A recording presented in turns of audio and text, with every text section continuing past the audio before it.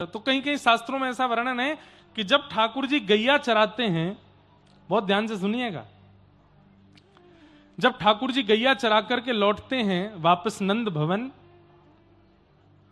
तो उस समय पर रोड तो होते नहीं थे, पक्के सीमेंट के रोड या गोल तार के रोड तो नहीं थे, रेत ही होती थी।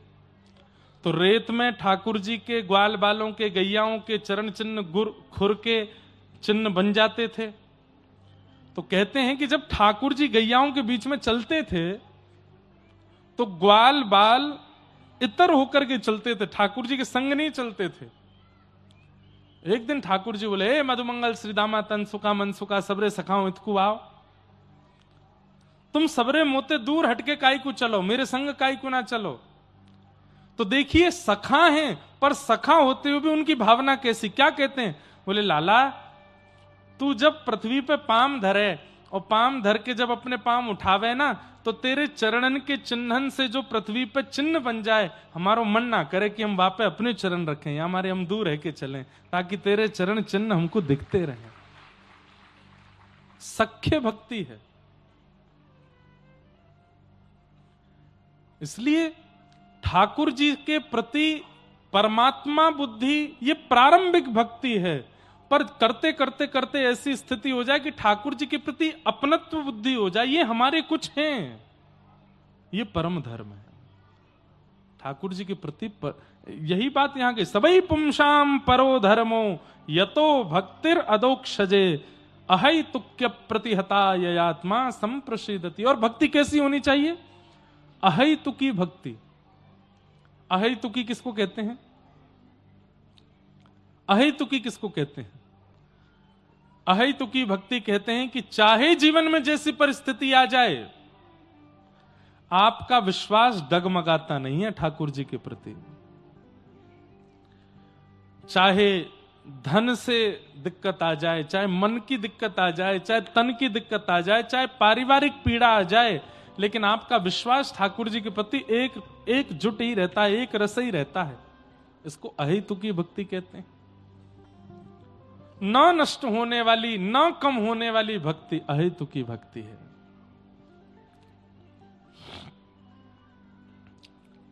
धर्मस्य यापवर्गस्य नार्थोऽर्थायोपकल्पते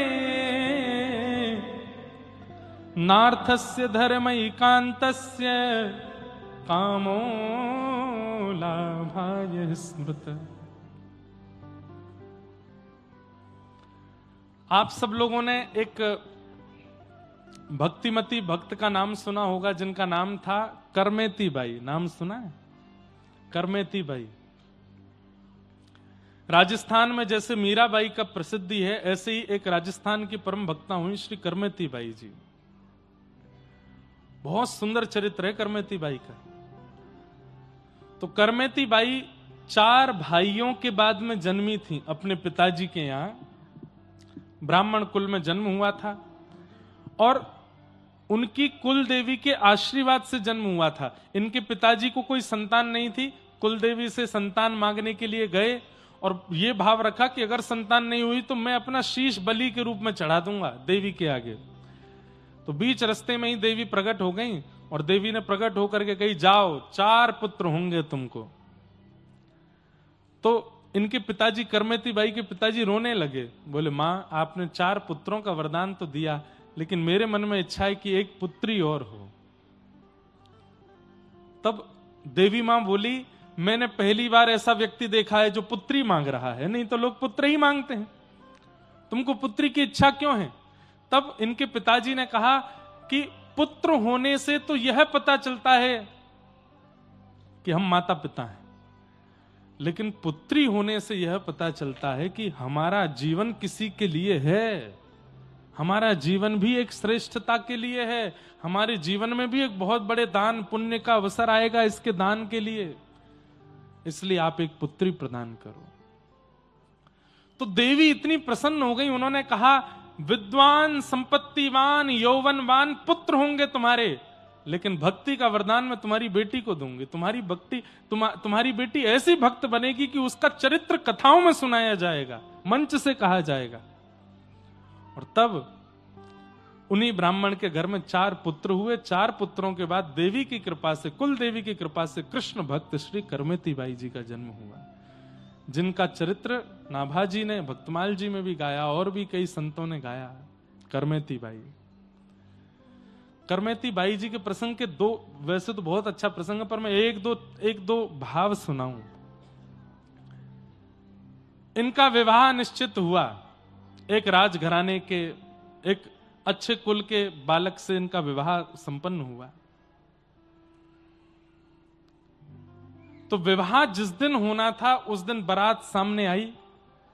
ये ऊपर अपने कक्ष में खड़े खड़े बारात देख रही थीं, और तभी इन्होंने मन में विचार किया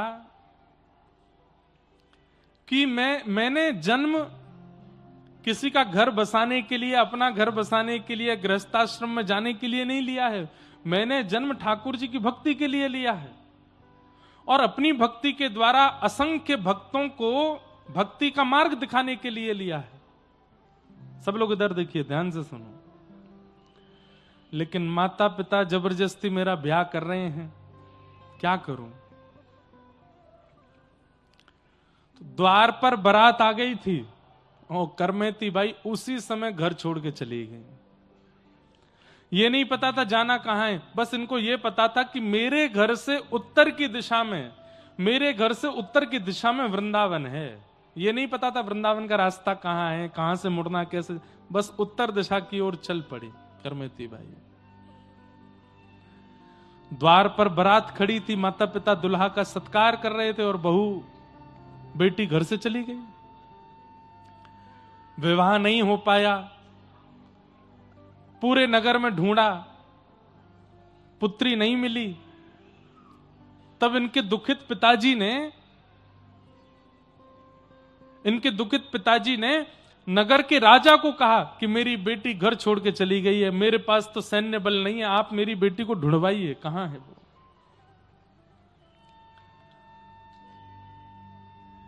तब राजा ने अपनी सेना लगा दी, बोले ढूंढ के लाओ, कहां गई है ब्राह्मण देवता की पुत्री। तो सेना दौड़ी, चप्पा चप्पा ढूंढने लगी, कहां है कहां है। आजकल के बच्चे इन्फ्लुएंस मत होना करमेती बाई से, ये भी तो घर छोड़ के गई थी, पर घर छोड़ के कितनी परम पवित्र भक्ति के लिए गई, आगे सुनिएगा। करमेती बाई को पता चल गया कि राजा की सेना मुझको ढूंढ रही है, कहां छिपूं, ये तो चप्पा चप्पा छान रहे हैं।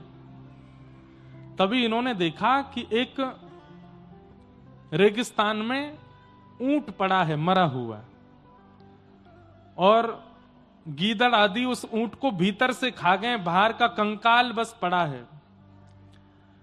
अरे उस ऊंट के पास जाना बहुत दूर की बात है, किलोमीटरों दूर तक उसकी दुर्गंध आ रही थी, इतनी दुर्गंध आ रही थी। करमेती बाई दौड़ करके गई और उस ऊंट के कंकाल के भीतर जाके छिप गई। आप कहोगे महाराज जी 10-15-20 मिनट छिपी होंगी ताकि सेना चली जाए तो ये निकल के बाहर भाग जाएं। 3 दिन तक उसके अंदर छिपी रही। प्रसंग आता है कि करमेती बाई जब वृंदावन पहुंच गई और फिर कालांतर में प्रसिद्ध हो गई, संत जन इनका सत्संग सुनने के लिए जब आते थे, तब एक संत ने इनसे प्रश्न किया कि भाई साहब, हमने सुना है कि जब आप राजस्थान से वृंदावन आई थी तो सेना से बचने के लिए आपने ऊंट के कंकाल में 3 दिन निवास किया। करमेती बाई बोली हाँ। तो फिर उन्होंने कहा क्षमा कीजिएगा, बुरा मत मानिएगा, पर कोई जानवर मर जाता है तो उसके शरीर की दुर्गंध इतनी विष के समान होती है कि उसको एक बार कोई ले लेता है तो उस व्यक्ति का सिर दर्द करने लगता है। आप 3 दिन उस दुर्गंध युक्त ऊंट के पेट में कैसे बैठ गई? करमेती बाई बोली 2 बात। पहली बात, जिसके चित्त में प्रेम लक्षणा भक्ति जागृत हो जाती है ना, उसको फिर परिस्थिति से फर्क नहीं पड़ता। जिसके चित्त में प्रेम बढ़ चढ़ के बोलने लगता है कृष्ण भक्ति का, वृंदावन भक्ति का, और प्रेमी व्यक्ति को फिर परिस्थिति से फर्क नहीं पड़ता, वो प्रेम को प्रायोरिटी देता है। मेरे लिए वृंदावन पहुंचना जरूरी था, मेरे लिए कृष्ण की चरणारविंदों की प्राप्ति जरूरी थी, मेरा मन बुद्धि चित्त सब कुछ कृष्ण का स्मरण और वृंदावन का स्मरण कर रहा था, इसलिए वो दुर्गंध मेरा कुछ बिगाड़ ना पाई। और दूसरी बात जो कही वो तो लाजवाब। करमेती बाई कहती हैं, भैया इससे भी ज्यादा दुर्गंध युक्त मलमूत्र से भरा हुआ मां का पेट होता है। जब हम उसमें 9 महीने गुजार सकते हैं तो कृष्ण की प्राप्ति के लिए 3 महीने दुर्गंध युक्त ऊंट के भीतर नहीं बैठ सकते। हम 9 महीने उस मलमूत्र के भांड पेट में रह के आ सकते हैं, तो कृष्ण प्राप्ति के लिए ये कंकाल रूपी ऊंट के गर्भ का जो दुर्गंध है ये तो कुछ भी नहीं थी उसके आगे।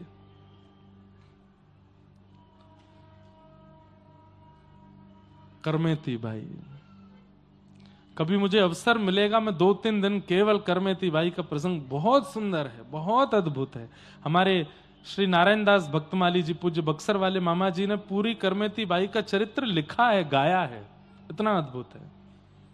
मीराबाई का प्रसंग सब सुनते हैं, पर अब करमेती, हम अभी इस वर्ष और कुछ कथाएं करने के बाद में और फिर उन भक्तों के चरित्र सुनाएंगे कथाओं में जिनके चरित्र किसी को पता ही नहीं है, जिनके चरित्र लोगों ने सुने नहीं, ऐसे भक्तों के चरित्र अद्भुत हैं।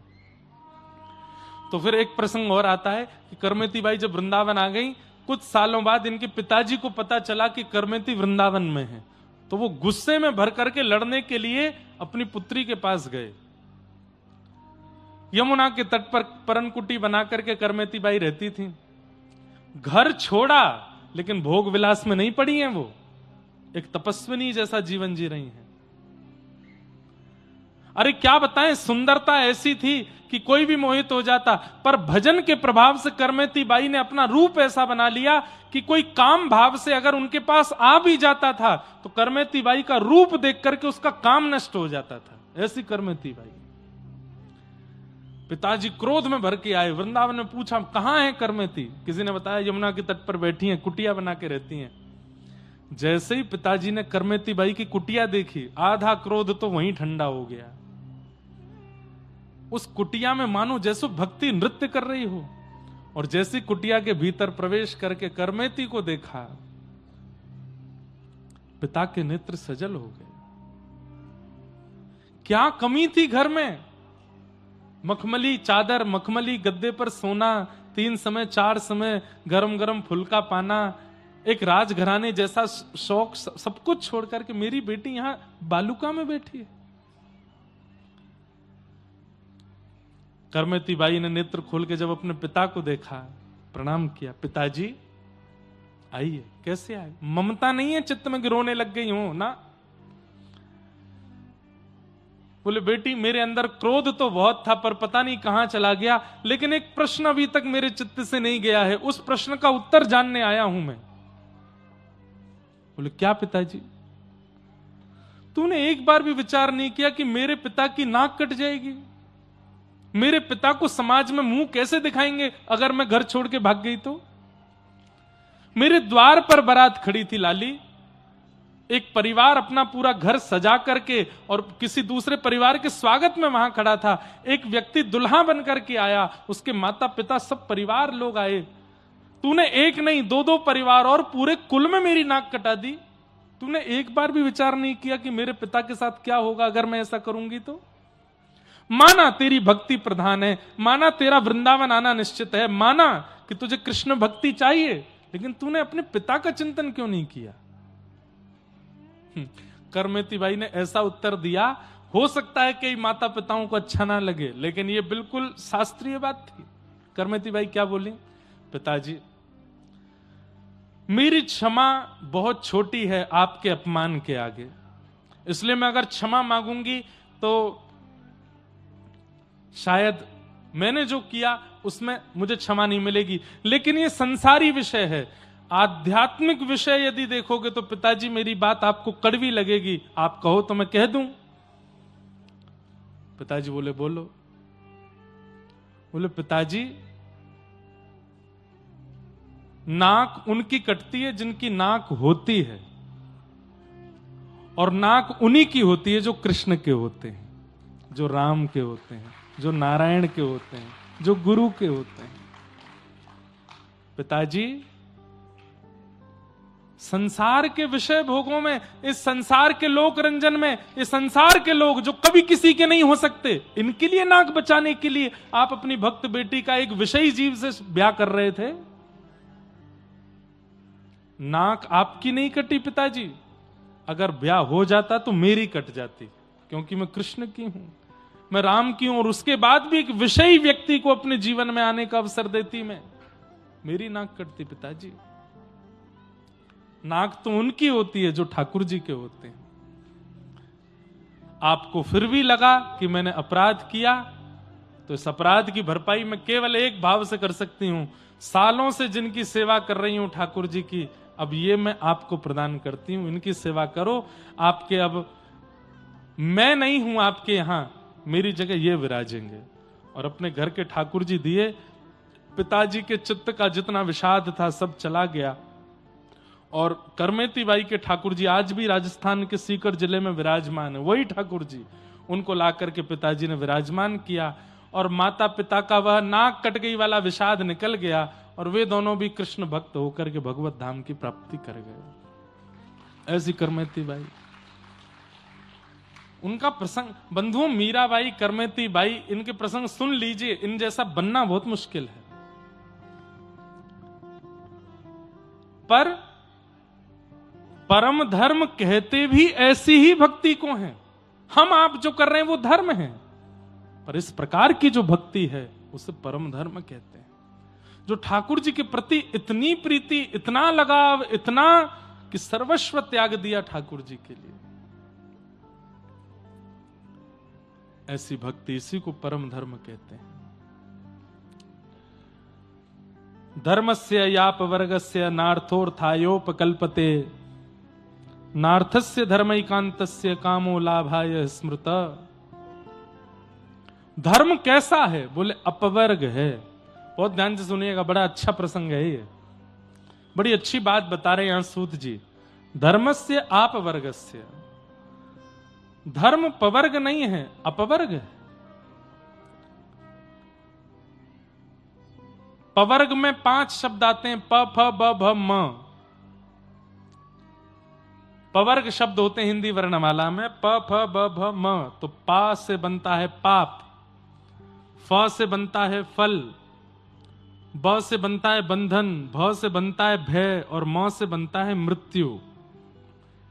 इन 5 योजनाओं में की गई भक्ति को श्रेष्ठ नहीं बताया गया। मतलब पाप करने के बाद भजन करना,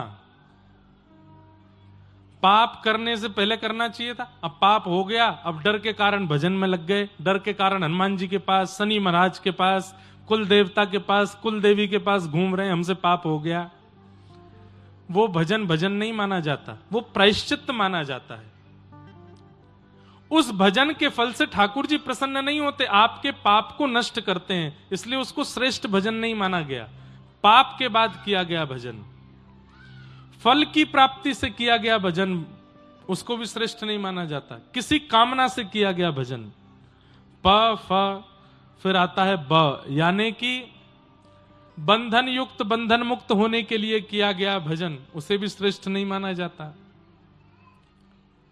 भ यानी कि भय से किया गया भजन, डर के मारे, हनुमान चालीसा, भूत पिशाच निकट नहीं आवे, महावीर जब नाम सुनावे, ना सरो घरे सब पीरा। रात में कई बार सो रहे होते हैं। अब हम जहां रुके हैं कटनी में, बहुत बढ़िया जगह है, बहुत बढ़िया निवास है, इतना बढ़िया सुंदर घर है, लेकिन वहां सामने ही रेलवे लाइन है। तो जिस दिन मैं रात्रि में आया, और सर्दियों में पंखा वैसे ही नहीं चलते हैं, तो बिल्कुल सुनसान, रात में 3 बजे रेल का हॉर्न बजा, पौं, और 3 बजे, अब नई जगह, जैसे तैसे तो मुझे नींद आई थी, और कम से कम 40 घंटे का जगा हुआ था मैं, और जैसे ही वो आवाज आई, तो आवाज भी, हॉर्न भी बजता है 2-4 सेकंड तक, तो मैं थोड़ी देर तो यही देखता रहा, कौन कोई चुड़ैल आ गई क्या यहाँ पे, कौन चिल्ला रहा है। और वास्तव में मन से निकला, भूत पिशाच निकट नहीं आवे, महावीर जब नाम सुनावे। और फिर जब घड़गड़ आवाज, अरे मैंने की रेलवे लाइन है सामने। फिर पर्दा हटा के देखा तो मैंने की ओहो।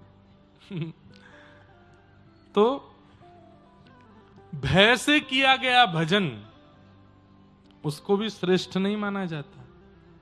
बिना किसी कारण के भगवत स्मृति होनी चाहिए। और पांचवा बताया गया मां, यानी कि मृत्यु के समय समीप आने पर किया गया भजन। किसी ने बता दिया कि भाई तुम्हारे तो 6-7 महीना ही बचे हैं बस, और लग गए महाराज कभी यहां पूजा वहां पूजा, ये करो वो करो, ऐसे करो वैसे करो, ये कर दो ये कर दो, कोई लाभ नहीं। या फिर किसी ज्योतिषी ने नहीं भी बताया, जीवन ही पूरा होने वाला है, समय हो गया, अब मरणासन अवस्था की ओर जा रहे हैं, बाल सारे पक गए, दांत सारे टूट टाट गए, आंखों से दिखता नहीं है, चला जाता नहीं, समझ गए कि अब तो मृत्यु आने वाली है। बोले अब क्या करें? बोले अब तो भैया तीर्थ का लाला हमको, गंगा जी नवा दो, जमुना जी नवा दो, कोई फायदा नहीं।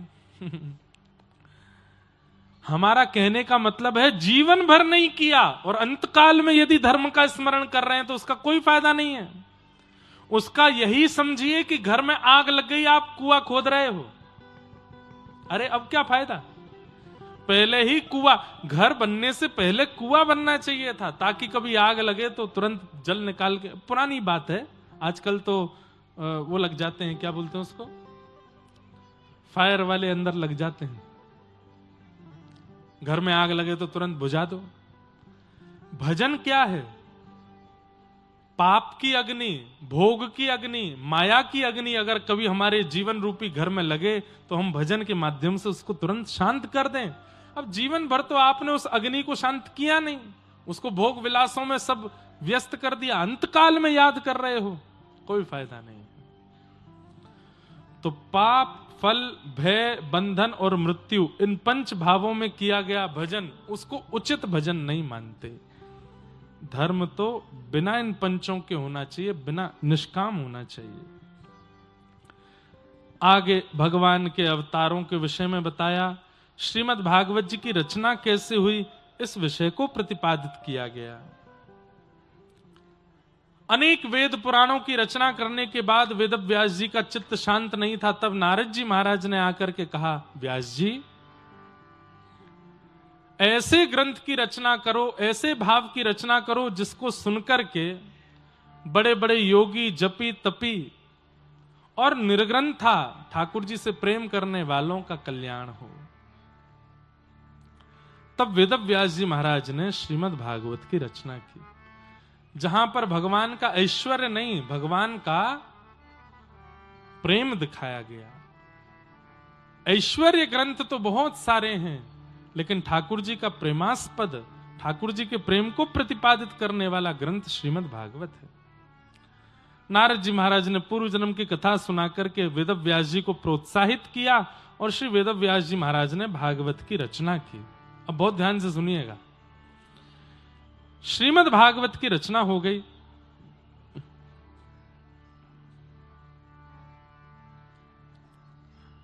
अनर्थोपशमं साक्षात् भक्ति योगम मदोक्षजे लोकस्य जानतो विद्वांस चक्रे भागवत संहिता। बड़े बड़े अनर्थों को दूर करने वाली, लोगों के पापों का शमन करने वाली और साक्षात भक्ति योग अधोक्षज भगवान का साक्षात्कार कराने वाली ऐसी सुंदर श्रीमद् भागवत की रचना श्री वेद व्यास जी महाराज ने कर दी है। भागवत जी की रचना से पूर्व नारद जी महाराज ने अपने पूर्व जन्म की कथा बताई और पूर्व जन्म की कथा सुनाते हुए नारद जी महाराज कहने लगे, देवदत्ताम् इमां वीणां स्वर ब्रह्म विभूषितां मूर्छयित्वा हरिकथां गायमानश्चराम्यहम्।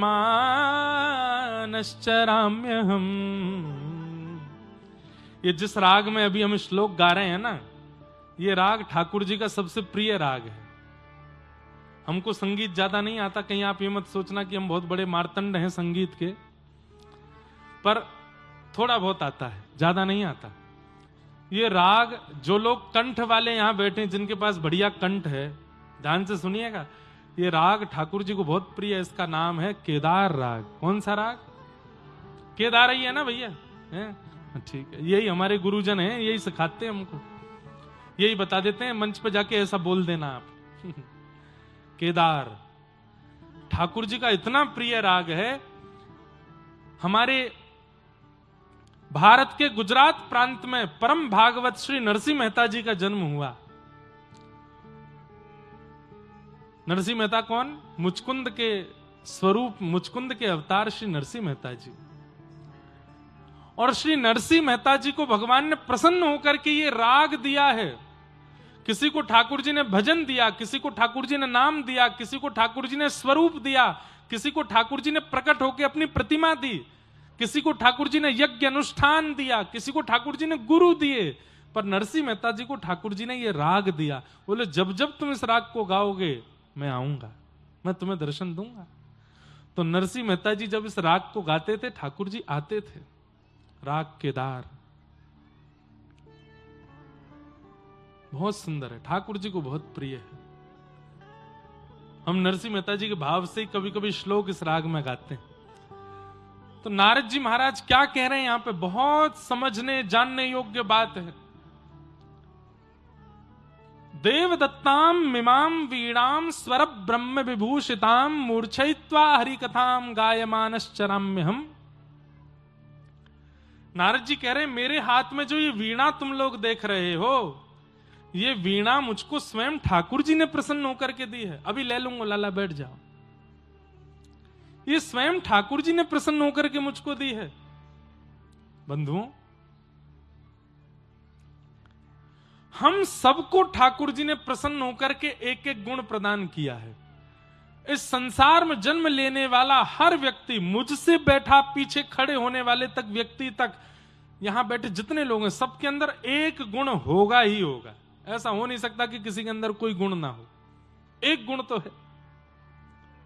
किसी के अंदर गायन का गुण है, किसी के अंदर नृत्य का गुण है, किसी के अंदर भोजन बनाने का गुण है, किसी के अंदर व्यवस्था संभालने का गुण है, किसी के अंदर तैयार होने का गुण है, किसी के अंदर तैयार करने का गुण है, किसी के अंदर उलझी हुई बातों को सुलझाने का गुण है, किसी के अंदर लड़ाइयां शांत कराने का गुण है, और किसी के अंदर आंच लगाने का भी गुण है। किसी की नहीं बिगड़ रही हो तो उसको बुला दो,